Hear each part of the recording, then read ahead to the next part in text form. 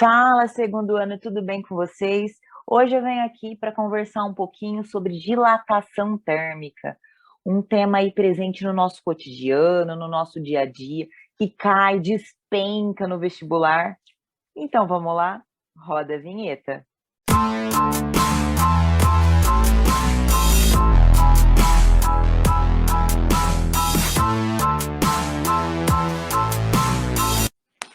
Bom, pessoal, vamos falar um pouquinho então de dilatação térmica.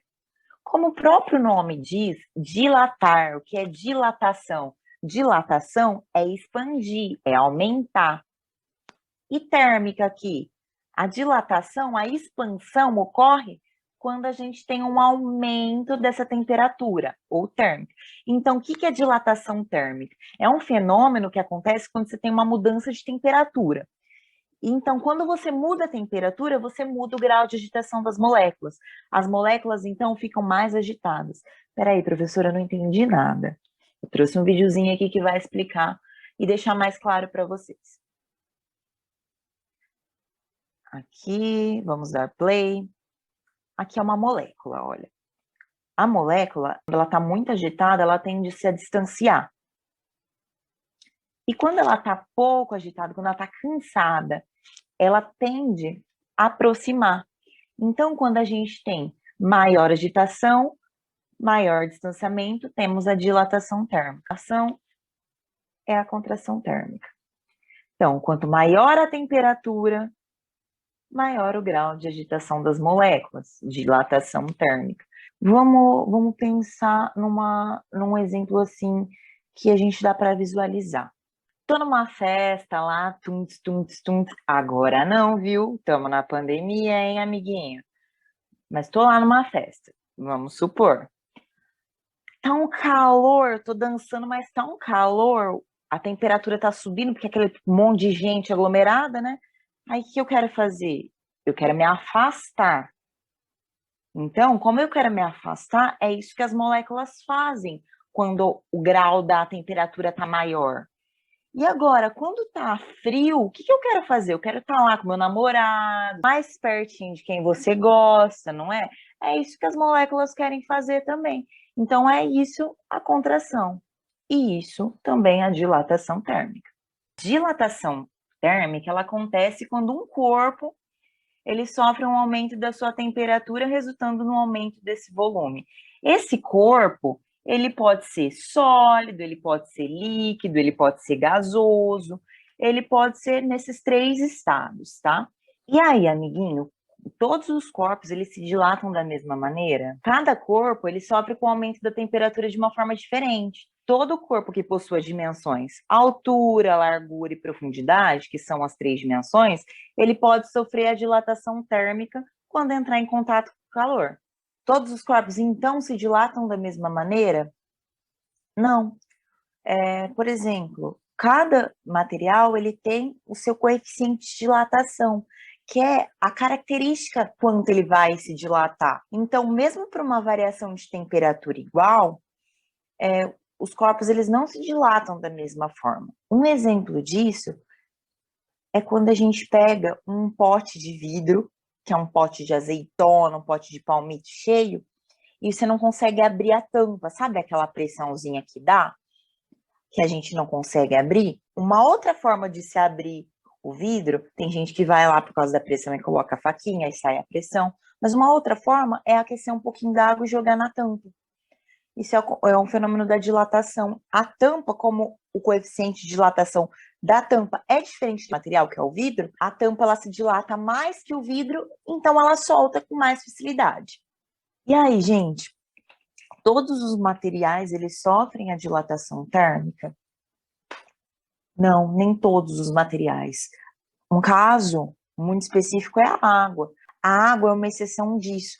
Quando a gente está de 0 a 4 graus Celsius, por exemplo, eu coloco uma garrafinha de água no congelador. Quando a água ela atingir a 0 graus lá no congelador, ela vai aumentar o volume dela, enquanto o recipiente dela, esse recipiente aqui, vai ter diminuído as medidas. Isso faz com que a garrafinha tenha uma ruptura. Sabe aqueles filmes que a gente assiste, quando um homem lá está caminhando num lago congelado e ele cai? Por que o lago congelado só tem uma película de gelo e o resto é água? Por causa do fenômeno anômalo da água, que é esse fenômeno característico da água. Agora, a dilatação térmica dos líquidos e gases. A dilatação sofrida pelos líquidos e gases também é chamada de dilatação volumétrica. Nesse tipo de dilatação, todas as dimensões de um corpo ou fluido, como líquidos e gases, sofrem aumentos significativos em resposta a um aumento de temperatura. Como os líquidos e os gases eles não possuem forma própria, como assim? Se eu colocar o líquido nessa garrafinha, ele vai adquirir forma da garrafinha. Ele não tem forma própria. Então, ele só tem significado para dilatação volumétrica. Vamos aí dar um exemplo de dilatação térmica de um líquido. Por que não é recomendado encher o tanque? Porque se houver mais ou menos uma variação de 30 graus na temperatura, acontece o derramamento desse combustível, entendeu? Então, não é recomendado colocar um tanque cheio. Por que é melhor abastecer o carro às 7 horas da manhã do que meio-dia? Porque meio-dia a temperatura vai estar mais alta, vai estar maior. Então, acontece o fenômeno da dilatação térmica lá no tanque da bomba de combustível. Então, para economizar uma grana, abastece de manhã. E a dilatação dos gases, professora? Vamos pensar em um exemplo. Lembra daqueles balões lá que a gente via antigamente? Hoje em dia não é mais tão comum, mas vocês lembram aí do padre do balão, que tem até a música? Tem muita física envolvida no funcionamento do balão. Quando lá o baloeiro acende a chama do balão, ele faz com que o ar interno do balão ele se dilate. As moléculas de ar lá do balão, elas estão tendo uma agitação muito grande, faz com que elas se chocam, assim pressionando para aumentar de dentro para fora o balão e fazer aquele balão bonito que todo mundo vê. Agora vamos falar um pouquinho sobre dilatação térmica dos sólidos. Bom, a dilatação térmica nos sólidos, podemos ver que elas são em 3 dimensões. Podem ser em 3 dimensões, ou 2 dimensões, ou uma só, diferente dos gases e dos líquidos. Os átomos dos sólidos, eles se dilatam menos que os líquidos, porque quanto mais compacto a estrutura dos átomos, menor a dilatação de uma substância em relação à outra, entendeu? Então, os sólidos, ele dilata menos do que os líquidos. Aí, a dilatação térmica dos sólidos, a gente tem a dilatação linear, que é de uma dimensão, a dilatação superficial, que é em 2 dimensões, que é a dimensão da área que a gente vai ver, e a dilatação volumétrica, que é o volume que a gente viu que os líquidos e os gases têm só a dilatação volumétrica. Agora, os sólidos têm as 3 dilatações, porque são 3 dimensões, no caso. Bom, eu vou falar agora sobre a dilatação linear. No processo de dilatação linear, ela é escolhida apenas uma das dimensões de um determinado corpo que teve a sua temperatura aumentada. Então, a dilatação linear é apenas uma das dimensões. Um exemplo aí de dilatação linear é a rede elétrica. Os fios, eles são colocados aí de maneiras a não ficar esticado o fio. Os fios, assim, de ficarem meio curvados, para evitar o fenômeno da dilatação. Vou dar um exemplo, ó, vou colocar o fio aí num dia quente. Quando o inverno chegar, a tendência é esses fios contraírem. Aí, se eles estivessem esticados, eles iam romper, certo? Então, a dilatação linear é a dilatação do comprimento desse fio. Aqui, ó, é a fórmula da dilatação linear. ΔL é igual a L0 vezes alfa vezes ΔT. Sendo o ΔL a variação do comprimento, que é medida ou em metros ou em centímetros, o L0 é o comprimento inicial do fio, né? No caso que a gente está vendo, que é metros ou centímetros. O A é o coeficiente de dilatação linear, que é Celsius menos 1. Esse coeficiente de dilatação linear é característico do material. Cada um tem o seu coeficiente de dilatação. E o ΔT é a variação de temperatura em graus Celsius, que é a temperatura final menos a inicial. Aqui, ó, é o fio. Esse L0 é o comprimento inicial do fio. Vai aumentar a temperatura, vai aquecer e esse fio vai dilatar o ΔL, quanto ele vai dilatar. Os trilhos do trem, eles são colocados já espaçados. Por que eles são colocados espaçados? Exatamente para evitar o problema de dilatação. Porque quando o sol ele incide sobre o trilho, ele vai se dilatar. E caso eles foram colocados sem espaçar, o caminho do trem ele vai entortar, que é o que acontece aqui na imagem. E esse é o fenômeno de flambagem. Então, ela é ocasionada pelo aumento da temperatura, seja ela natural ou não, seja ela pelo sol ou não, que deforma a estrutura do trilho. Uma hora depois. Agora, eu vou passar a bola aí para a professora Marcela, para ela falar dos outros tipos de dilatação para vocês. Agora falando sobre dilatação superficial e volumétrica. Bom, a dilatação superficial a gente vai tratar sobre o aumento da área de uma superfície, como por exemplo uma placa de metal, que normalmente é o que a gente mais trabalha, com metais. O que se trata a placa? A gente vai trabalhar com a área dela, né? Normalmente ela está de um tamanho e quando é aquecida, ela aumenta de tamanho. E aí por isso que é um aumento superficial. Superficial igual a área, que igual a duas dimensões. Lembra lá o que a Laís falou no comecinho da aula? Bom, a relação da fórmula é bem parecida com da dilatação linear, que é basicamente ΔA, que agora a gente está tratando de área, então a nossa variação de área igual a beta, que é o nosso coeficiente de dilatação superficial, vezes a inicial, que é a nossa área inicial, então o tamanho que a gente pegou primeiro, vezes o ΔT, que é a nossa variação de temperatura. Lembrando, variação de alguma coisa é o final menos o inicial. Então, da área vai ser a área depois de aquecida, então a área final, menos a inicial, que foi a que a gente constatou, e a de temperatura a mesma coisa.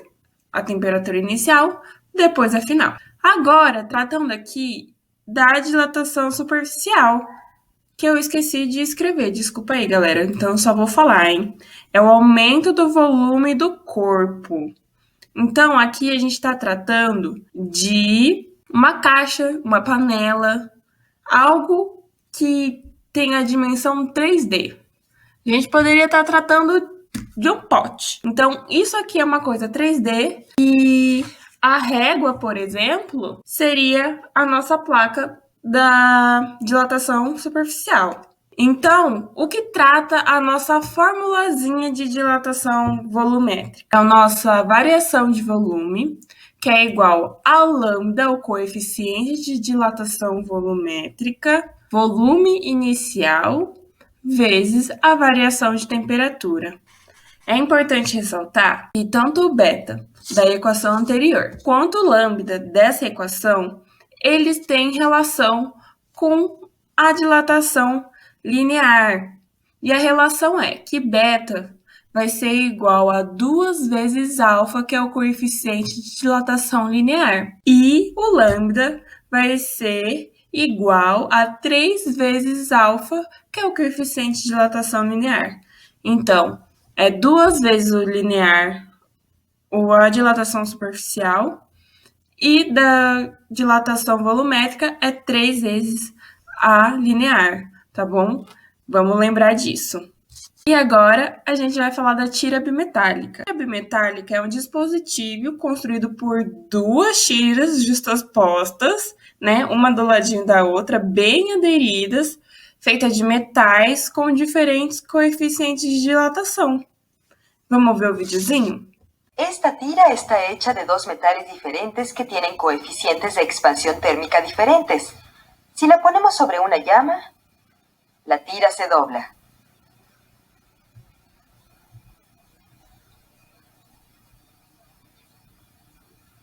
¿Qué pasará si ponemos la tira en nitrógeno líquido?